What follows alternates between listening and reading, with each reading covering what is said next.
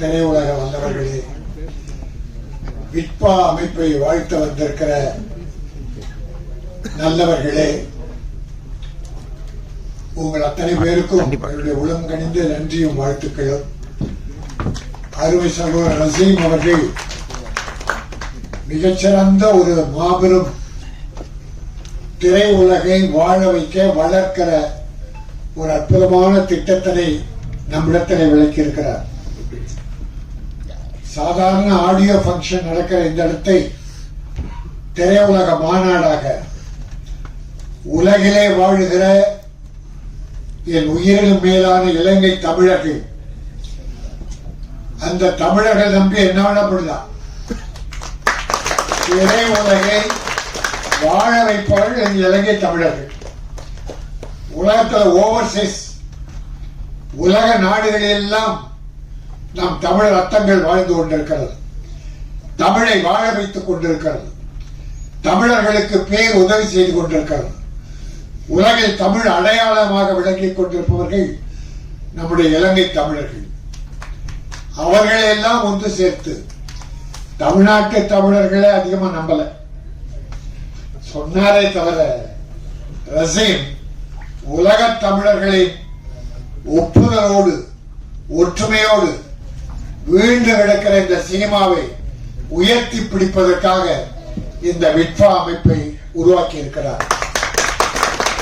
நம்முடைய இப்பொழுது படையத்தில் போன என்ன விடுப்பா, இப்ப எல்லாம் எப்படின்னா, நான் படையெடுத்து காலியானது போதும், முந்து போனது போதும், என் குடும்பம் அழிஞ்சது போதும், என்ன விடுப்பான்னு சொல்ற நேரத்துல விட்பான்னு ஒண்ணு அமைப்பாங்க. எல்லாரும்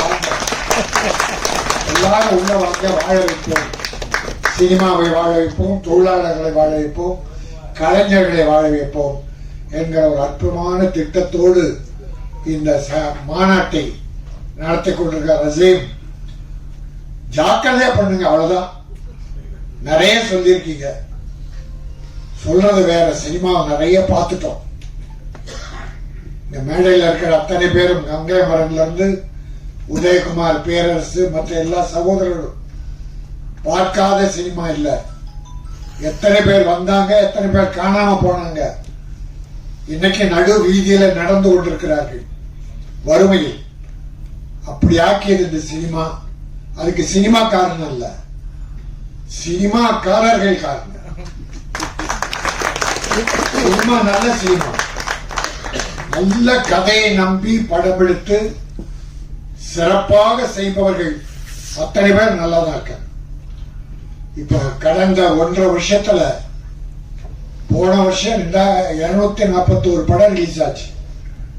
அதுல பெரிய படம் ஒரு 30 படம், மீடியம் படம் ஒரு 40-50, மீதி ஒரு 140 படம் சின்ன படம். அதுல 15 படம் வெற்றி பெற்றது. ஆனா பெரிய படமே தோல்வி அடைந்தது. பெரிய பட்ஜெட் படம் தோல்வி, ஆனா சிறு முதலீட்டு படம் 15 படம் நல்ல வெற்றி. அப்படி நல்ல கதை அம்சத்தை கொண்டு கதாநாயகர்கள் நம்பி எடுப்பது வேற, கதையை நம்பி எடுப்பவர்கள் யாருமே தோல்வி கண்டதில்லை. அங்கே எடுக்கிற படங்கள், எடுக்க வைக்கிற படங்கள், எடுக்க உதவி செய்கிற படங்கள் கதை இருக்க வேண்டும். பிறகு நடிகர்கள், டெக்னீஷியன் எல்லாம் அதை பார்த்துங்க.